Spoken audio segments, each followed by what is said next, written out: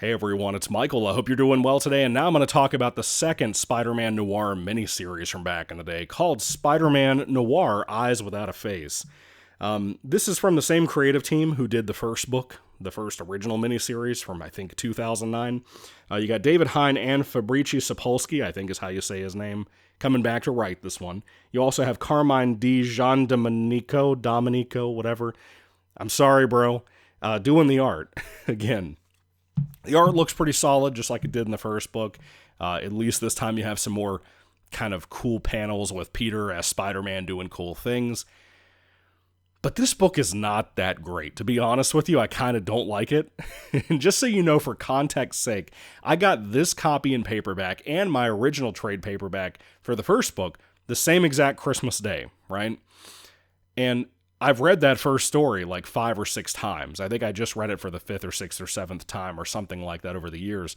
But my old paperback has fallen apart of the first miniseries. This one is not. And I don't know if there was some kind of error in the factory or what. I don't know. But at the same time, I've read Eyes Without a Face one time, aside from this time. I was not a fan of this back in the day. And interestingly enough, both times I've read it, I felt super nauseous from it just because of not so much subject matter, there's a little bit of that to it, but it's also because it's just a bad book. Something about it is gross. I don't know how to explain it. It's not like probably anything intentional with the story. And again, I don't really know if it's even subject matter. It's just, it's such a bad book that it makes you nauseous. Movies do that sometimes to me if they're bad enough. But this is just one of those cases. This is the second time I've read it, like I said, and I still don't like it. I remember liking it okay. Maybe sort of kind of, but I never wanted to reread it, and I wanted to do this for the Spider-Noir show, so here we are. Spider-Man Noir, Eyes Without a Face, essentially kicks off 8 months after the previous book, which was so great, and I'm really struggling with what to tell you and what not to tell you, because there's a lot of intricacies to the plot here. Peter is hunting down someone called the Crime Master, who may be involved in like drug stuff and human trafficking especially, kidnapping black people off the street, alongside some people that he's working with that I'll get to in a moment, to basically bring up the rise that was teased at the end of the previous book of Hitler's own Nazi party within America, like people who have branched off from Germany into here, who want to do what the Nazis wanted to do over there. And again, it takes place in 1933, has a lot of dark palette color scheme and stuff. That's really cool. But with how much happens in this book, it's super talky in like a boring way. Like, it's not even that interesting. There's some moments here and there for character things that can be appealing. But then there are moments that are trying to make you feel bad for villains that are real pieces of shit. You know what I mean? So I have my gigantic issues with this. I guess aside from Crime Master himself, Crime Master, I don't know if that's like a villain from like the 60s or 70s they're just reusing the name for here. But here, in context of Spider-Man Noir Eyes Without a Face, he fucking sucks. He's boring. He sucks. I don't like what they did here. You also have Peter like in a sort of friends with benefits thing with Felicia Hardy now that Ben Urich is gone. And so he'll just sneak into her bedroom and they'll do the whoopee and then he's gone. She kicks him out, you know. Again, it doesn't feel like Peter, but I don't need it to. It can just feel like that 1930s pulpy noir type of thing, and I'm cool with it. The thing is, Peter still has his gun on his costume, on his person as Spider-Man Noir. And the only time he uses it is to shoot at the ceiling, as far as I can remember. I read this late last night, so maybe I missed something where he shot somebody. In the first book, he's plugging motherfuckers left and right. In this one, not so much. Not so much. He's really just kind of beating people up. And they never draw a correlation, and maybe it's because they don't have the time. I think both miniseries from these creators would have been better if they were 5 or 6 issues long to give it some more time to breathe. But again, it's 4 issues long, so they can only do so much. But maybe this is pertaining back to that conversation from the previous book where Spider-Man and Aunt May get into an argument about guns. Super stupid scene in that particular book. I hate that about it. But maybe it has something to do with that. I don't know. But Peter is still not like using webs to swing here and there. He just kind of jumps to places like Spider-Man usually does. And it's just a detail I noticed I brought up in my previous review, that he just doesn't seem to web swing at all. He just seems to jump really close to other areas, really far to other areas, I mean. But anyway, there's a lot of cool poses of Spider-Man doing cool shit here. When the action is there, it's pretty cool. I guess I'll talk more about the people working for Crime Master. You have like Kurt Connors here, but he's not like in the spotlight at all. He's actually kind of a secondary henchman to Dr. Otto Octavius, who was teased at the previous end of the previous book, miniseries. And Otto is a guy who was born with a genetic disorder, and he has like withered legs, and he's in a wheelchair, and he kind of has a dwarfism thing going on too. The first time I read this book, I hated it so deeply that I don't think I wanted to sit through it again. What I mean is, like, I specifically hated what they did with Otto Octavius here. Not only is he bound to a wheelchair, but he also has, like, these little tiny stick pipe arms that stick out that do the things his tentacles did in the movies and in the comics and stuff. You know, the mechanical arms. These little copper pipings do the same thing, and it's not as cool, man. But he is a Nazi, and he's trying to perform experiments not only on animals, especially this really horrific scene where the monkey is doing like a brain surgery type of thing on. Really horrific panel if you haven't seen it before. He's also working alongside the Sandman, who does not have like sand powers. They're still kind of keeping him in this very pulpy, sort of realistic type of mentality for a storyteller.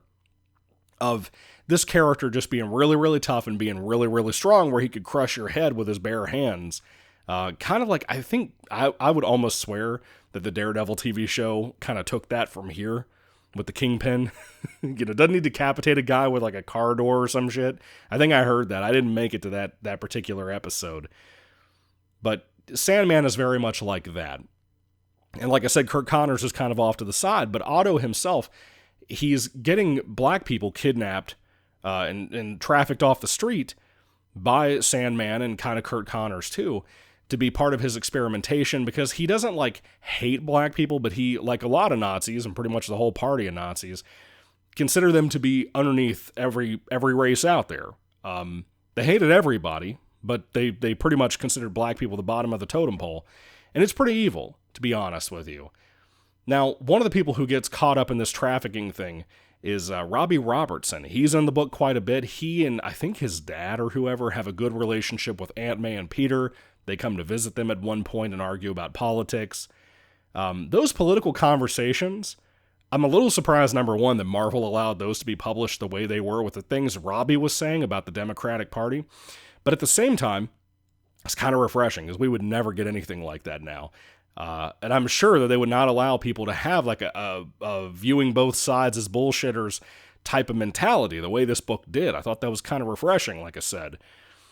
But Robbie himself kind of gets on my nerves. He has this very bitter attitude that's not as pulpy and fun as someone like what Ben Urich was doing in the previous book. You also have a detective in here. Gene DeWolf is not a woman. He's a man here, you know? But that kind of love story thing they have going on here with Felicia and Peter is kind of in the way, but it's like, by the end of the book, it's kind of put more in the forefront, and it's not that well done, to be honest. Does it sound like too much is happening here? I think it is. I think it was, and I think they were trying to pull it off better, but I just don't think this is that good, man. It's the same problem that a lot of these noir books had. And again, there's some like Luke Cage I haven't read that I would assume have the same exact problem this has, where it just feels like they can't get a good grip on how to balance these characters in a new way with a noir pulpy storytelling. This book, it almost abandons the pulpy feel of the first book, and the first book didn't even get that much into its veins. You know what I mean? They didn't have enough time to. But this still gets further and further away from that. This gets more action-packed, I would say, and has more Spider-Man noir, which is what I was looking for. So if you're looking for that, maybe it'll be a better book for you. But the book overall feels kind of gross to me. I understand it's the subject matter as part of it, but it's like Otto himself that's kind of gross. I love the message about Otto in Nazi Germany and stuff at the end of the book. I thought that was really, really well done. It was a good point. I don't think it should have been the main point of the book, but it was interesting. But it just feels like too many things were wasted here. It feels like Crime Master is wasted. It feels like Kurt Connors might be set up for the next book. I don't know. But it feels like he's kind of wasted too, to be honest. I would have loved to have seen a third book from this creative team, but after what Eyes Without a Face turned out like, I don't know, man. It could have been really, really bad. And again, the third book that I'm currently rereading now is not the best either. It just, I don't know, man. Eyes Without a Face does everything that it could do wrong or poorly. And it's a shame to me, too, because I like that first book. I love that first book so much, and it has me so excited for this new spider-noir TV show I keep talking about with you guys. But it just feels like I really, really hope they're not going to adapt some of the shit here to the TV show in any season at all. Nobody wants a cripple Otto Octavius. Nobody wants that.